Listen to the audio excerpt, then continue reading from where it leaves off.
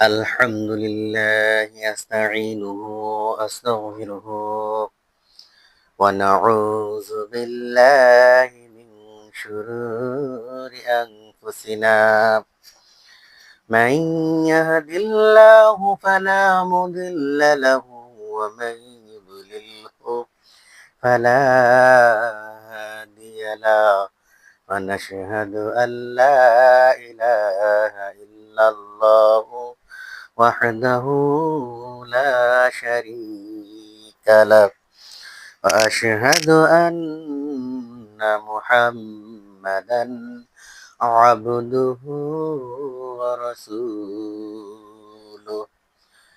قال الله تعالى في كلامه المجيد وفي فرقانه الحميد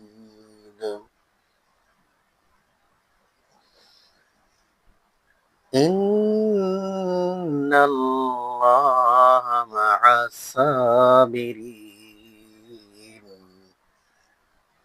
قال النبي صلى الله عليه وسلم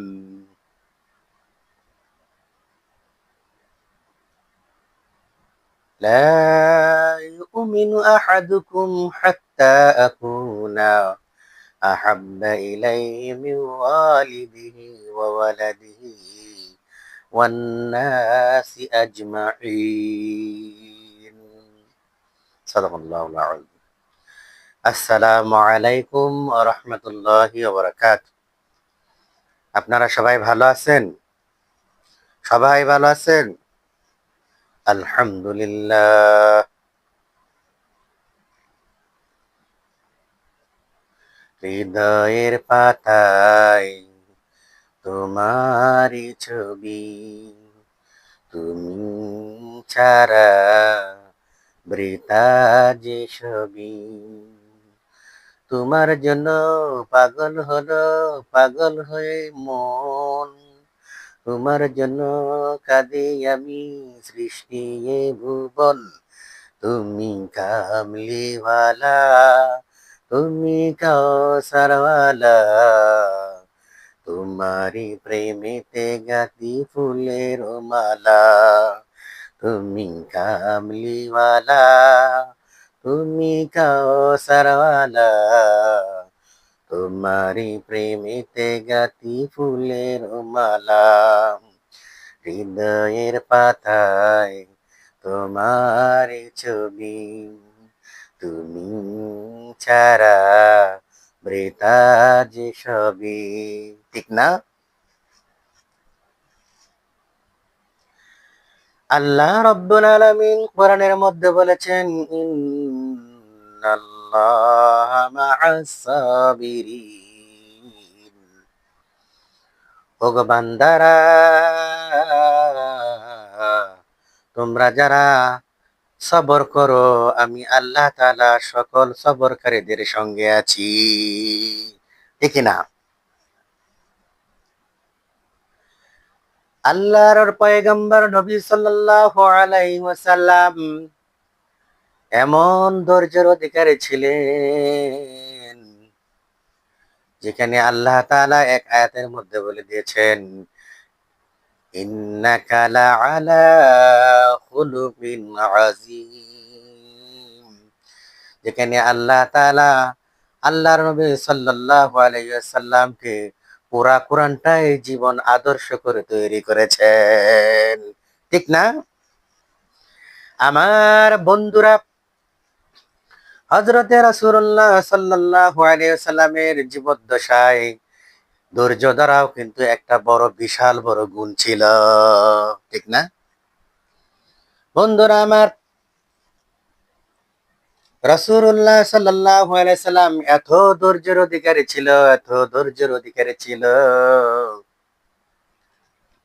বর্তমানে আমাদের জামানায় যুবক বাবারা যারা আছে, বা একটু টাকা পয়সাওয়ালা ক্ষমতাধর যারা এমপি, মন্ত্রী, চেয়ারম্যান, মেম্বার যারা, তারা কিন্তু একটু দাপটে বেশিই থাকে। কি বলেন? চেয়ারম্যানের এক গরম, এমপির এক গরম, মেম্বারের এক গরম, মন্ত্রীর আর এক গরম, আছে না? যত উপরে যাবে গরম শুধু বাড়তেই থাকে বাড়তেই থাকে। কিন্তু যারা আল্লাহর ওলি হয়ে যায়, যারা আল্লাহর বন্ধু হয়ে যায়, যত আল্লাহর নৈকট্য পায়, যত আল্লাহর কাছে চলে যায়, ততই তাদের ভিতরে সবর আর ধৈর্য এসে যায়। ঠিক না বন্ধুরা আমার? এরকম ভাবে রাসূলুল্লাহ সাল্লাল্লাহু আলাইহি ওয়াসাল্লাম এত ধৈর্যশীল ছিলেন যে, এত সবরকারী ছিলেন। আমাদের মধ্যে এমন জমানায় কিন্তু কোনো মানুষই এত সবর করতে পারে না। বন্ধুরা আমার, আল্লাহর নবী সাল্লাল্লাহু আলাইহি সাল্লাম হাদিসের মধ্যে বলে দিয়েছেন, লা ইউমিনু আহাদুকুম হাত্তা আকুনা আহাব্বা ইলাইহি মিন ওয়ালিদিহি ওয়া ওয়ালাদিহি ওয়ান নাসি আজমাইন।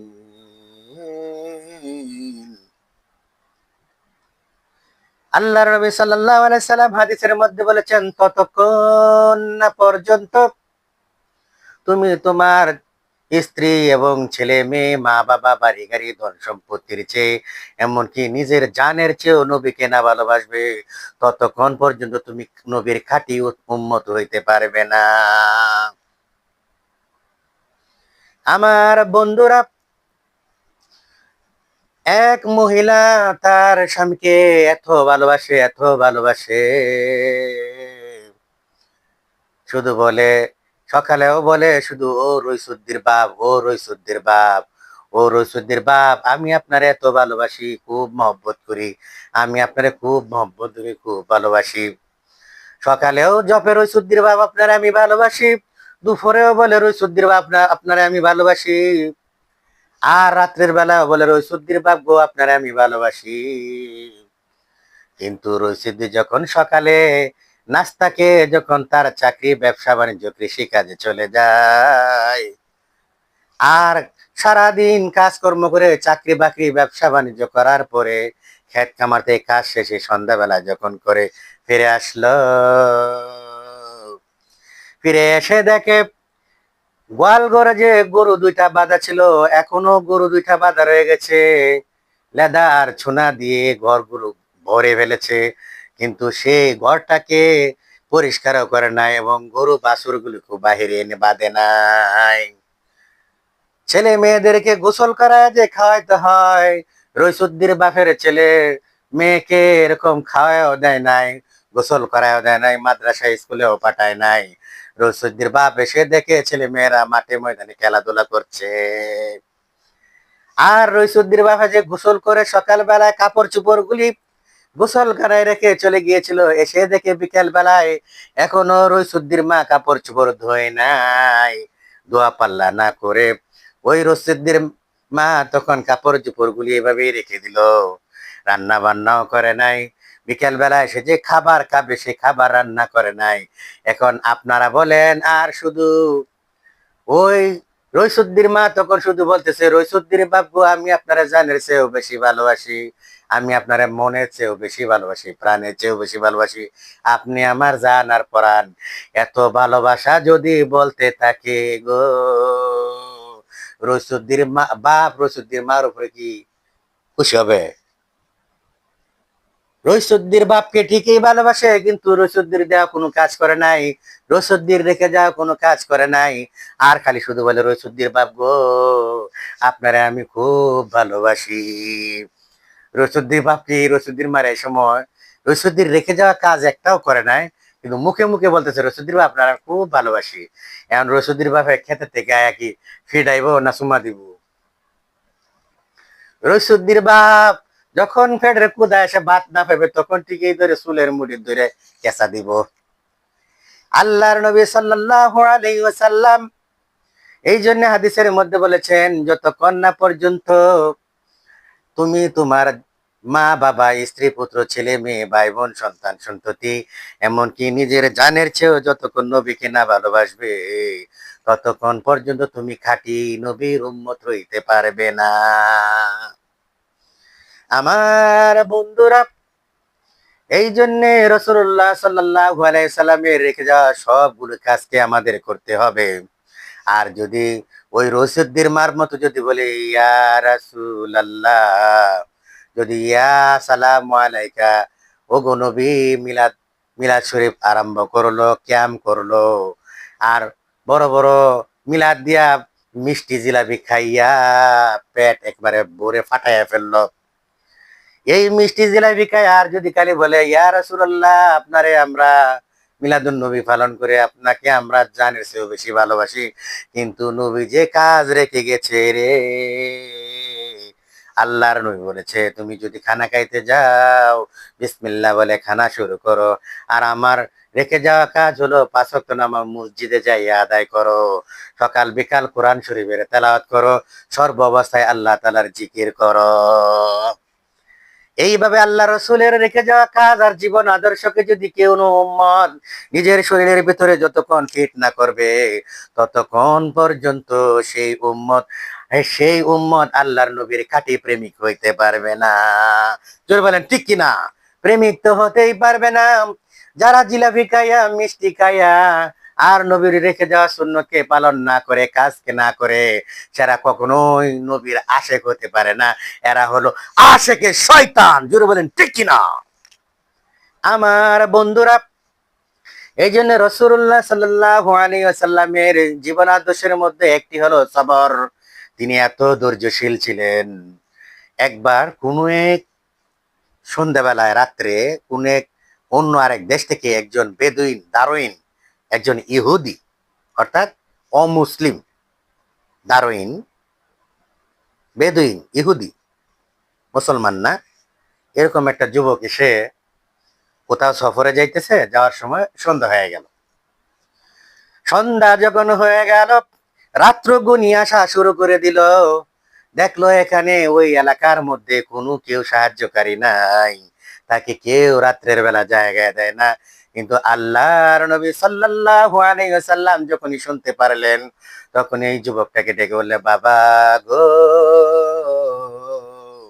কেউ যদি তোমাকে জায়গা না দে রে বাবা, তুমি আমার ঘরে আমার সাথে চলো, আজকে তুমি আমার ঘরের মেহমান। জোরে বলেন সুবহানাল্লাহ। আল্লাহর নবীর এত দয়ার এত ধৈর্যশীল ছিলেন, সেই যুবককে বাড়িতে নিয়া তাকে সুন্দর করে হাত পা ধুয়াইয়া গোসল করাইয়া তাকে সুন্দর করে খানা খাওয়াইয়া আপ্যায়ন করা, বিছানা দেখাইয়া দিল। ও বাবা, তুমি এই বিছানার মধ্যে ঘুমিয়ে পড়ো। সকাল যখন হয়ে যাবে, যখন ফজরের আজান হয়ে যাবে, ফজরের নামাজ পড়ে তুমি তোমার জায়গা মতো তখন তুমি সফরে চলে যাইও। যুবকটি খুশি হয়ে গেল। খুশি হয়ে যাওয়ার পরে আল্লাহ রসুল সাল্লাল্লাহু আলাইহি সাল্লামের আপ্যায়ন দেখে তার রসুল সাল্লাল্লাহু আলাইহি সাল্লামের প্রতি মুগ্ধ হয়ে গেল। খুশিতে আনন্দে আত্মহারা হয়ে গেল যে একটা আশ্রয় সে খুঁজে পেয়ে গেল।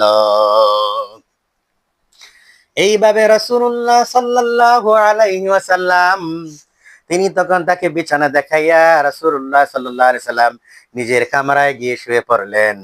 ওই যুবক, ওই ইহুদি বেদুইন যুবক তখন রাত্রেবেলা ঘুমিয়ে গেল। রাত্রে তখনও ফজরের আজান হয় নাই। রাত্রে 3টা 3:30টার দিকে তার জরুরতের চাপ বেড়ে গেল, অর্থাৎ পায়খানা ব্যাগ হলো, পায়খানা পায়খানা করার জন্য ব্যাগ হলো, পায়খানা করতে হবে। কিন্তু রাত্রের বেলায় কোথায় যাবে, কোনো জায়গা চিনে না। যদি রাত্রে বের হয়, অন্য ইহুদি কাফেররা এসে তাকে হত্যা করে ফেলতে পারে। সেই ভয়ে সে ওই ঘর থেকে সে বাহিরে না বের হয়ে বিছানায় কারবার শেষ করে দিছে। বিছানায় পায়খানা পেশাব করে বিছানা একবারে নাশবাস করে ফেললো। বিছানায় যখন নাশবাস করে ফেললো, তখন আর ঘুম হয় না, নাপাকি দুর্গন্ধ করে ভরে গেল। আর সে অপেক্ষা করতে লাগলো সুবহে সাদিক কখন হবে, ফজরের আজান কখন হবে। আর সে তলোয়ার নিয়ে সে তার নিজের মুসাফির খানায় তার দেশে চলে যাবে, মুসাফির হয়ে দেশে চলে যাবে। ফজরের আজান যখন হয়ে গেল, রাসূলুল্লাহ সাল্লাল্লাহু আলাইহি ওয়াসাল্লাম ঘুম থেকে উঠলেন। এসে দেখে তার ঘরের রাসূলুল্লাহ সাল্লাল্লাহু আলাইহি সাল্লাম প্রথমেই তিনি মসজিদে চলে গেলেন। মসজিদে নববীতে নামাজ পড়ে ফজরের, তারপর ইমামতি করে সকলে ফজরের সকালের আমল শেষ করে ঘরে এসে যখন মেহমানের খবর নিতে গেল, মেহমানের খবর নিতে গিয়ে যায় ঘরের ভিতরে যায় দেখে কাম সারা। আল্লাহ রসুল সাল্লাল্লাহু আলাইহি সাল্লাম কখনো কোনো রাগের চিহ্ন, তার শরীরে রাগের কোনো অনুভূতি দেখা যায় না। আল্লাহর নবী এসে যখন বিছানা আর ময়লা দুর্গন্ধযুক্ত ঘর যখন পেল, তখন আফসোস করে বলতেছে, হায় রে হায়, আমি আমার মেহমানের রাত্রে খবর নিতে পারি নাই, কিভাবে সে কত কষ্ট না জানি করেছে। আমি যদি রাত্রে তাকে বাথরুম আর পেশাবখানা দেখায় দিতাম, এই বেচারা কষ্ট করে যদিও সে ঘুমাইতে পারে নাই, কিন্তু এখানে বসে এতটা কষ্ট করতে পারতো না। আল্লাহর নবী সাল্লাল্লাহু আলাইহি সাল্লাম ওই যুবকের প্রতি ঘৃণা না করে আফসোস করা শুরু করে দিল, হায় আফসোস, মেহমানকে ঘরে টিকে নিয়ে এসেছিলাম, কিন্তু মেহমানের কদর আমি সঠিকভাবে পালন করতে পারি নাই। মেহমানদারি সঠিকভাবে করতে পারি নাই। গোসল করাইলাম, হাত পা ধুয়াইলাম, মজু করাইলাম, খানা খাওয়াইলাম, বিছানা দেখাই দিলাম, তারপর নিজেও ঘুমিয়ে গেলাম, সেও ঘুমিয়ে গেল, কিন্তু আমার দরকার ছিল ঘরে তো মেহমান আছে রে, এই মেহমান রাত্রের বেলা সঠিকভাবে ঘুমাইতেছে কিনা এটা কিন্তু আমি মেজবান হিসেবে খবর নেওয়া দরকার ছিল। জোরে বলেন ঠিক না? আল্লাহ নবী সাল্লাল্লাহু আলাইহি সাল্লাম ধৈর্য ধরে আর আল্লাহর কাছে বলতেছে, আল্লাহ আমাকে ক্ষমা করে দেন, ওই যুবকটা না জানি কত কষ্ট আমার কাছ থেকে পেয়ে গেল। আফসোস করতেছে, আফসোস করতেছে, আর রাসূলুল্লাহ সাল্লাল্লাহু আলাইহি সাল্লামের নিজের পবিত্র হাত মোবারক দিয়ে সেই পায়খানা যুক্ত বিছানার চাদরটাকে নিয়ে নিজের হাতে গোসলখানায় নিয়ে কলপারের মধ্যে যাইয়া খাসা দিয়ে কাপড়গুলি ধোয়া শুরু করলো। এইভাবে কাপড় চোপড় ধুয়ে দিল, তারপর ঘরটাকে সুন্দর করে আবার গুছিয়ে রাসূলুল্লাহ সাল্লাল্লাহু আলাইহি ওয়াসাল্লাম নিজের হাতে ঘরটাকে পরিষ্কার করে দিয়ে তারপর আতরদানি আর ধূপ কিছু যা আছে আগরবাতি সবকিছু দিয়ে ঘরটাকে আবার সুন্দর করে সাজিয়ে ফেললো। জোরে বলেন সুবহানাল্লাহ। কিন্তু দেখা গেল রাসূলুল্লাহ সাল্লাল্লাহু আলাইহি সাল্লাম যখন ওই ঘরকে গুছাইতেছিল, তখন দেখা যায় ওই ইহুদি যুবক ছেলে, ওই ছেলেটা তখন পালিয়ে যাবার সময় তার যে সাথে তলোয়ার থাকতো সেই তলোয়ারটা ফেলে দিয়ে চলে গেছে। আল্লাহর নবী সাল্লাল্লাহু আলাইহি ওয়াসাল্লাম সেই তলোয়ারটাকে সুন্দর করে সাজাইয়া গুছাইয়া একেবারে উপরে মাঝখানে এসে একবারে টেবিলের উপরে সাজায় রেখে দিলেন। আল্লাহর নবী জানতেন ওই সময় একটা মুসাফিরের তার সম্বলে ছিল তলোয়ার, এই তলোয়ারটার জন্য সে আবার আসবে। আল্লাহ রাসূল সাল্লাল্লাহু আলাইহি সাল্লাম ভাবতেছেন এই তলোয়ারটার জন্য সে আবার আসবে, কারণ তলোয়ারটাকে ছাড়া সে হিংস্র জানোয়ার বা বিপদ আপদগ্রস্ত থেকে সে বাঁচতে পারবে না। আল্লাহর নবী সাল্লাল্লাহু আলাইহি সাল্লাম তলোয়ারটাকে সুন্দর করে মুছিয়ে গুছাইয়া টেবিলের উপরে রেখে দিল। আবার হয়তো দেখলো যখন ঘর গুছানি শুরু করে দিল, ইতিমধ্যে আল্লাহ রাসূল যে ভাবলো যুবক চলে আসবে, কিছুক্ষণ পরে সত্যি সত্যি ওই ছেলেটা মাঝ রাস্তায় গিয়ে দেখে, হায় রে হায়, পালিয়ে তো আসলাম, কিন্তু আমার তরবারিটা তো মুহাম্মদ সাল্লাল্লাহু আলাইহি সাল্লামের ঘরে ফেলে আসলাম। এইভাবে ওই যুবকটা আবার রিটার্ন ফিরে এলো রাসূলুল্লাহ সাল্লাল্লাহু আলাইহি সাল্লামের ঘরে। দরজায় এসে যখন দাঁড়ায়, হাঁটি হাঁটি পা পা করে ভয় পেয়ে যে আসতেছে, আয় হায় যে আকাম কইরে গেছি, আল্লাহর নবী না জানি আমারে কি বলে, পারলে মাইরও দিতে পারে। তো রাসূলুল্লাহ সাল্লাল্লাহু আলাইহি ওয়াসাল্লাম কি এমন ছিলেন? এমন ছিলেন না, এত ধৈর্যশীল ছিলেন। হালিম, ইয়া হালিম মানে খুব ধৈর্যশীল। আল্লাহর নবী এত ধৈর্যশীল ছিলেন, যুবক যখন দরজায় এসে দাঁড়ালো, রাসূলুল্লাহ সাল্লাল্লাহু আলাইহি সাল্লাম যুবককে দেখে বলল, বাবা গো, কোথায় তোমার বাড়ি, কোথায় তোমার দেশ, কোথা থেকে তুমি এসেছো আমি জানি না রে বাবা, রাত্রে তোমাকে আমি মেহমান বানাই আমার ঘরে নিয়ে এসেছিলাম, কিন্তু সঠিকভাবে তোমাকে মেহমানদারির খোঁজ খবর না নেওয়ায় তুমি কষ্ট হয়েছো রে বাবা, তুমি কষ্ট পেয়েছো, এই জন্য আমি তোমার কাছে খুবই দুঃখিত। এইভাবে যখন আফসোস করা শুরু করে দিল, আর বলতেছে, ও বাবা, তুমি যখন চলে গিয়েছিলে, তোমার তরবারিটা ফেলে গিয়েছিলে, এই দেখো সুন্দর করে তোমার তরবারিটা আমি সুন্দর করে মুছিয়া গুছাইয়া টেবিলের উপরে রেখে দিয়েছি, যাও গো বাবা যাও, তুমি তোমার তরবারিটি নিয়ে তুমি চলে যাও। এই ইহুদি, দারুইন, বেদুইন, অমুসলিম যুবক তখন রাসূলুল্লাহ সাল্লাল্লাহু আলাইহি সাল্লামের এই আপ্যায়ন পেয়ে, এত আদর ভালোবাসা, এত কাকুতি মিনতি দেখার পরে ওই যুবক ইহুদি তখন বলল, এমন মানুষ তো দুনিয়ায় হয় না, ইনি তো সাধারণ কোনো মানুষ না, উনি যখন নবী দাবি করতেছেন, আর একজন নবীর ভিতরে এই গুণটাই থাকে। ইয়া রাসূলুল্লাহ সাল্লাল্লাহু আলাইহি ওয়াসাল্লাম, আমিও মুসলিম, আমি বেদুইন, দারুইন, আমি কাফের, আমি বেঈমান, আমি আপনার ভালোবাসায় আর আমি আপনার খেদমতে মুগ্ধ হয়ে গেলাম, আপনার ভালোবাসায় আপনার ধর্মে আমি দীক্ষা নিব, আমাকে আপনি পড়ায় দেন লা ইলাহা ইল্লাল্লাহ মুহাম্মাদুর রাসূলুল্লাহ সাল্লাল্লাহু আলাইহি ওয়াসাল্লাম। আমার বন্ধুরা, শুধু এখানেই থেমে রয় নাই, আল্লাহ রসুল সাল্লাল্লাহু আলাইহি সাল্লামের এমন কঠিন ধৈর্য ছিল, আমরা সকলেই জানি। রাসূলুল্লাহ সাল্লাল্লাহু আলাইহি সাল্লাম যখন নব দীক্ষায় মানুষকে কালেমার দিকে দীক্ষিত করছিল ইসলামের প্রথম যুগে, তখন এক বুড়ি ছিল। ওই বুড়ি রাসূলুল্লাহ সাল্লাল্লাহু আলাইহি সাল্লামকে বলতো, হ্যাঁ মোহাম্মদ, আব্দুল্লাহর বেটা মোহাম্মদ সাল্লাল্লাহু আলাইহি সাল্লাম, তুমি বাপ দাদার ধর্মের উপরে চুন কালি মাইকা নতুন ধর্মের দাওয়াত দিতেছো, এটা কি বেডাগিরি করতেছো নাকি? এভাবে তুচ্ছতাচ্ছিল্য করতো, আর রাসূল সাল্লাল্লাহু আলাইহি সাল্লামকে কষ্ট দিত, গালি দিত, বকা দিত। আল্লাহর নবী সাল্লাল্লাহু আলাইহি ওয়াসাল্লাম কোনদিন ওই বুড়িমার চোখের দিকে তাকায়াও কোনদিন কোনো কথার উত্তর দেয় নাই, বরং আল্লাহর কাছে দোয়া করতেছিলেন, আয় আল্লাহ, এই বুড়িমাকে তুমি হেদায়েত দিয়ে দিও, এই বুড়িমাকে তুমি ইসলামের দীক্ষা দিয়ে দিও।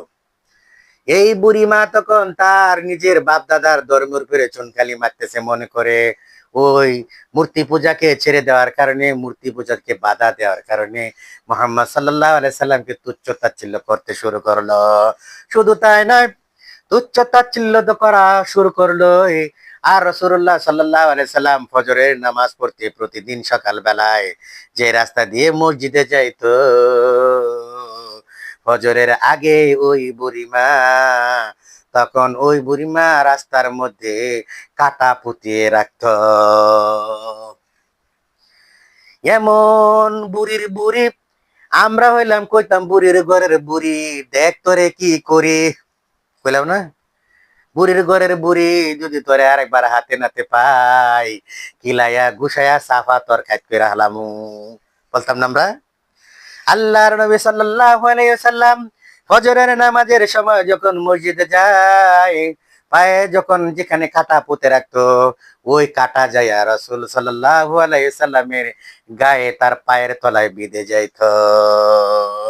যেই নবীর গায়ে মশা মাছি বসা হারাম ছিল, যেই নবীর গায়ে রৌদ্রের কোনো তাপ লাগতো না, মেঘের খণ্ড ছায়া দিত, যে রাসূল সাল্লাল্লাহু আলাইহি সাল্লাম পাথরের উপর বসে গেলে সেই পাথরটাও তুলার বিছানা হয়ে যাইতো, সেই সেই পায়ের তলায় বুড়ির দেওয়া কাঁটা বেঁধে যাইতো।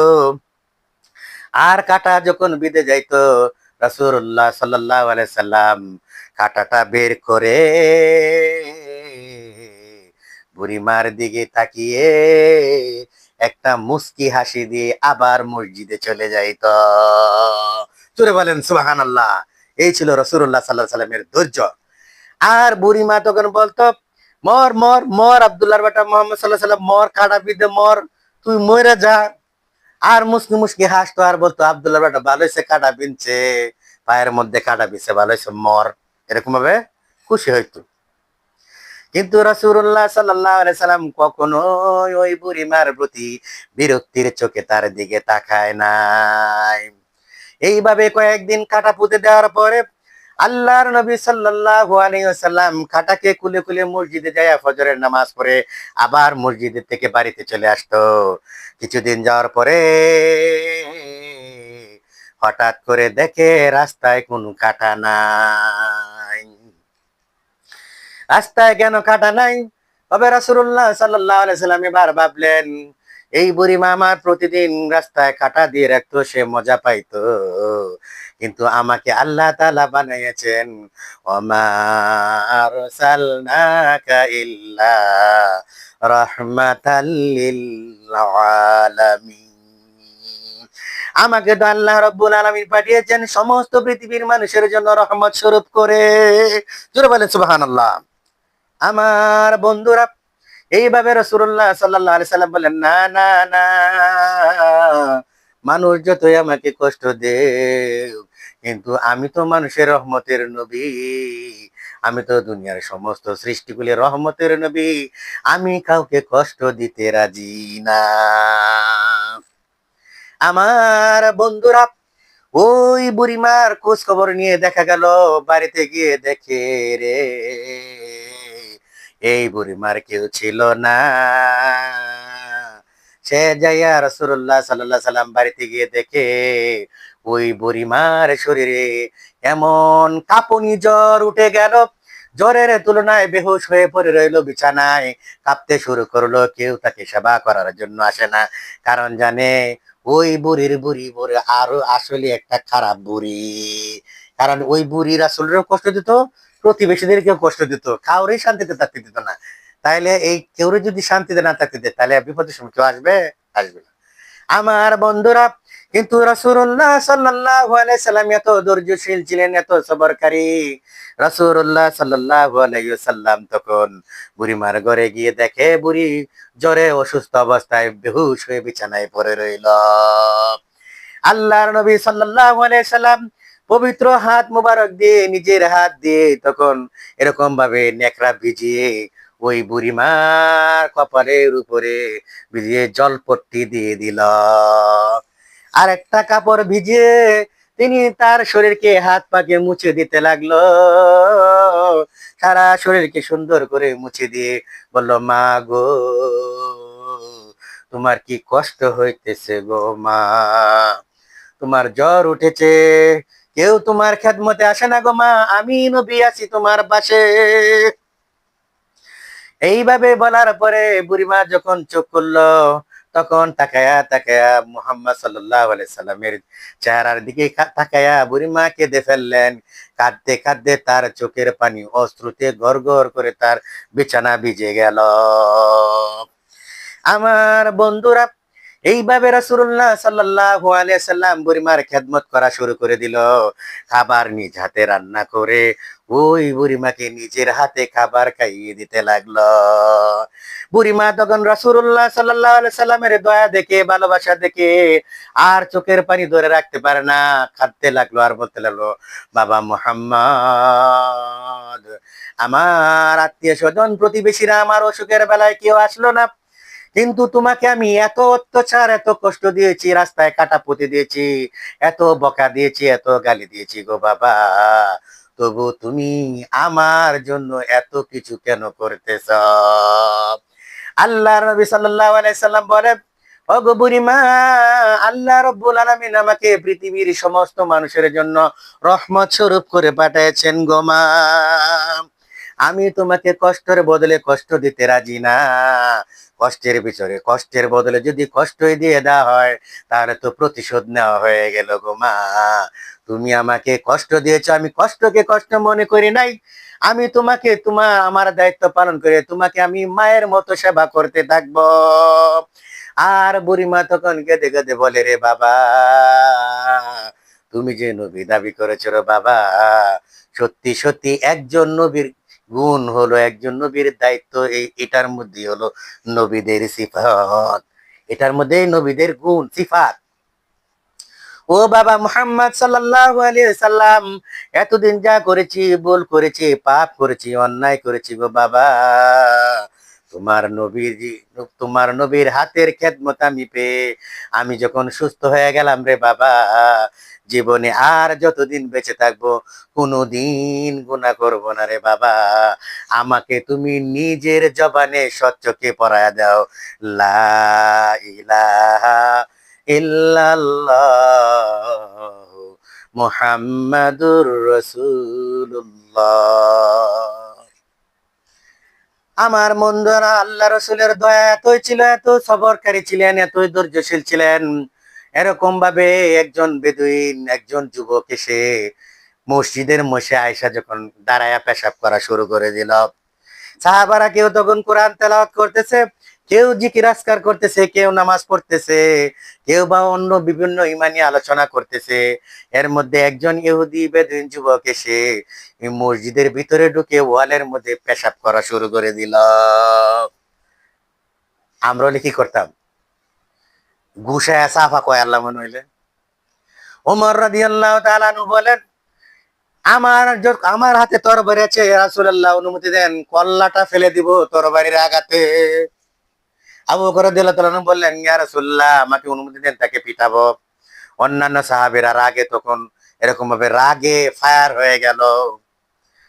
আল্লাহর নবী সাল্লাল্লাহু আলাইহি ওয়াসাল্লাম বলেন, না সাহাবীরা না, দাঁড়াও দাঁড়াও, সে পেশাব করতেছে, আগে তাকে পেশাব করতে দাও, পেশাব করে শেষ করলে তারপর দেখো তোমরা আমি কি বলি। পেশাবের মাঝখানে যদি কেউ পেশাবের মাঝখানে যদি কেউ মারধর করে বা খাওয়ার মাঝখানে যদি কেউ মারধর করে, তাহলে কি হবে? পেটের মধ্যে অসুখ হবে। হ্যাঁ, পেশাব পায়খানা আটকে গিয়া ভিতরে বড় কঠিন অসুস্থতা হয়ে যায়। এই জন্য আল্লাহ রসুল সাল্লাল্লাহু আলাইহি সাল্লাম খানা খাওয়ার সময় পিটাইতে নিষেধ করেছেন। পেশাব পায়খানা করার সময় যদি কেউ করতে চায়, যেখানে করুক করে ফেলুক, করার শেষে তাকে বোঝাতে হবে। পেশাব করার মাঝখানে, পায়খানা করার মাঝখানে পিটানো যাবে না, খানা খানা খাওয়ার বেলাও পিটানো যাবে না। আল্লাহ নবী সাল্লাল্লাহু আলাইহি ওয়াসাল্লাম, ও সাহাবীরা তোমরা দাঁড়াও, একে কেউ মারধর করো না, আগে পেশাব করতে দাও।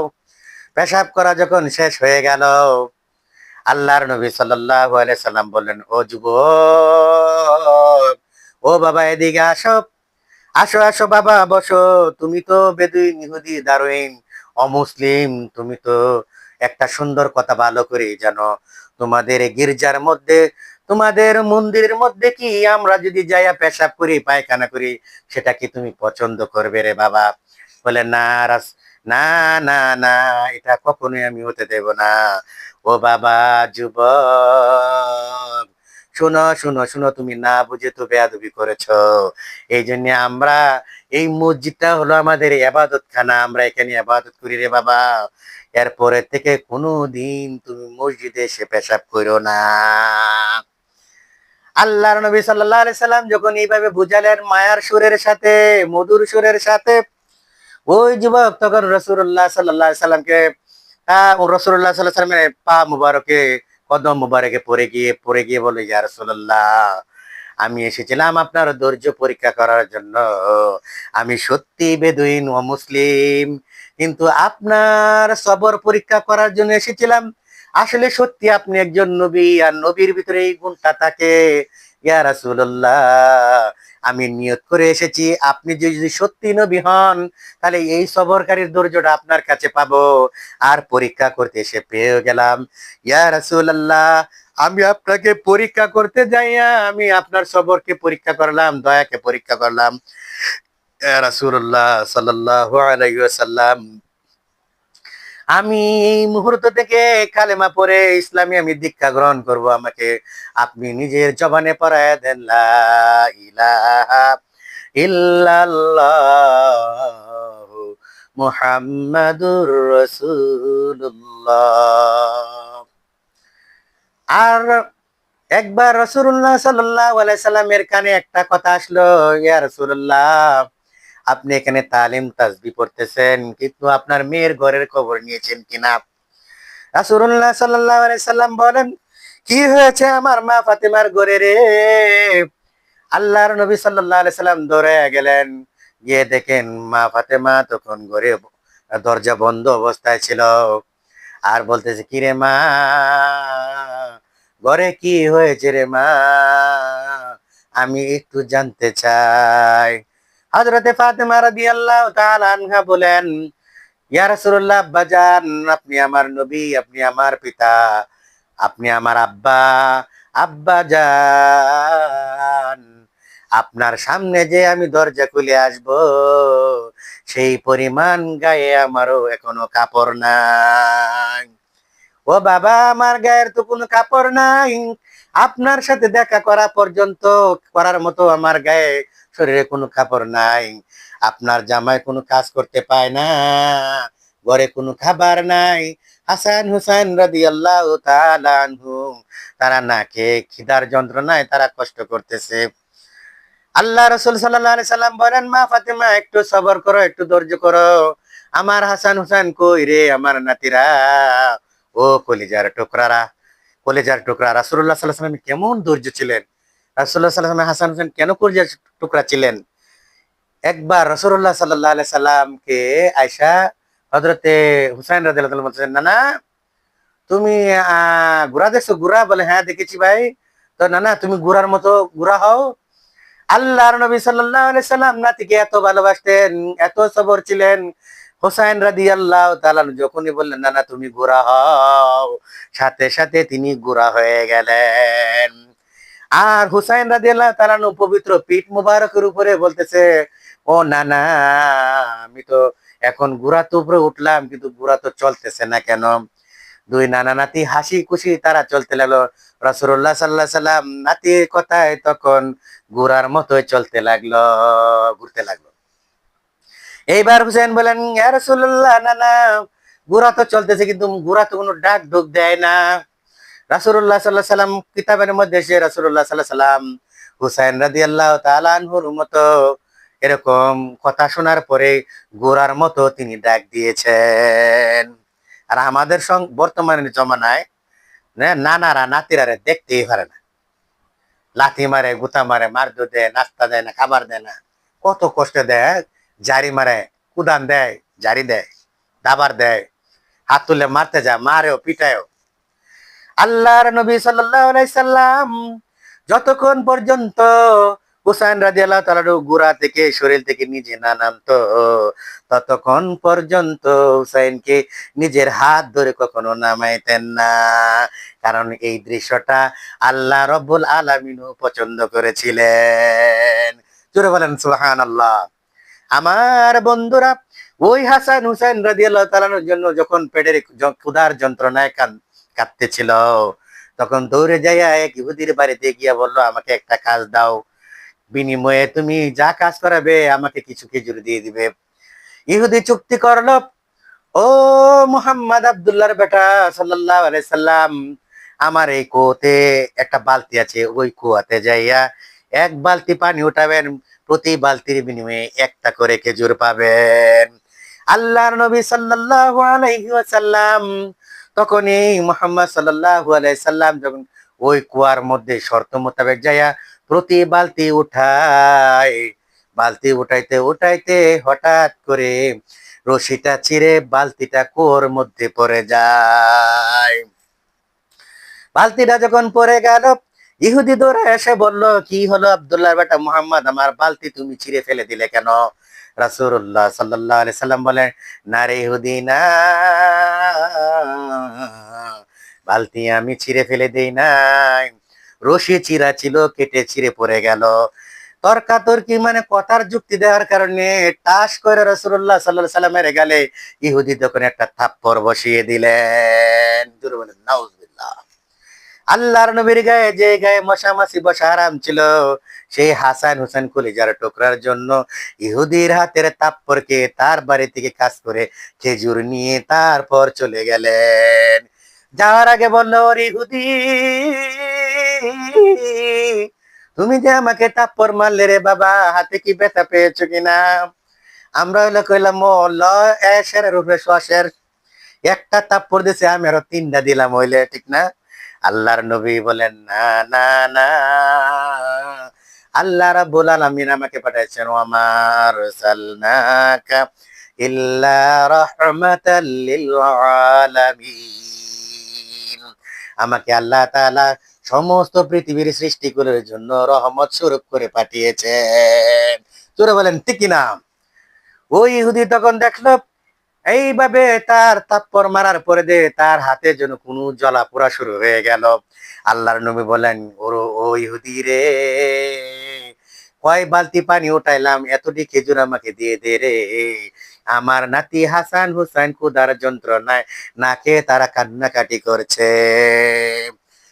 তার নবীর গালে থাপ্পড় মারলো, রাগের কোনো চিহ্ন নাই, চেহারা কোনো বিষণ্ণ নাই, মুস্কি হাসি দিয়ে ইহুদির হাত থেকে খেজুর গুলি নিয়ে তার নাতি কলিজার টুকরা হাসান হোসেনকে দিয়ে দিল। এইভাবে যখন তারা খেয়ে খুশি হয়ে গেল, আল্লাহর নবী দেখলেন তারা তখন খুশি হয়ে গেল, আল্লাহর নবী সাল্লাল্লাহু আলাইহি সাল্লামের মুখের মধ্যে মুস্কি হাসি এসে গেল। এই ছিল সবর আর ধৈর্য, রাসূলুল্লাহ সাল্লাল্লাহু আলাইহি সাল্লামের সবরের জীবনের ঘটনা।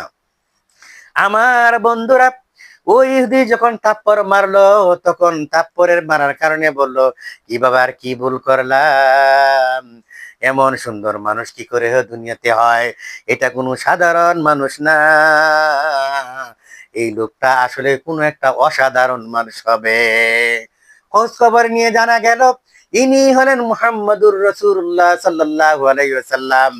দৌড়ে যাইয়া রাসূল সাল্লাল্লাহু আলাইহি সাল্লামের পাশে যাইয়া বলেন, ইয়া রাসূলুল্লাহ, আমাকে ক্ষমা করে দেন, চিনতে পারি না, না বুঝে আপনার গালে থাপ্পড় মেরেছিলাম গো নবী, আমার হাত এখন জ্বালা পোড়া শুরু হয়ে গেল। ও নবী, আপনি আমাকে আপনার জবান, পবিত্র মুবারক জবান থেকে আমাকে এখনই কালেমা পড়ায় দেন, লা ইলাহা ইল্লাল্লাহ মুহাম্মাদুর রাসূলুল্লাহ। ওমা আলাইনা ইল্লাল বালাগ। আসসালামু আলাইকুম ওয়া রাহমাতুল্লাহি ওয়া বারাকাতুহু।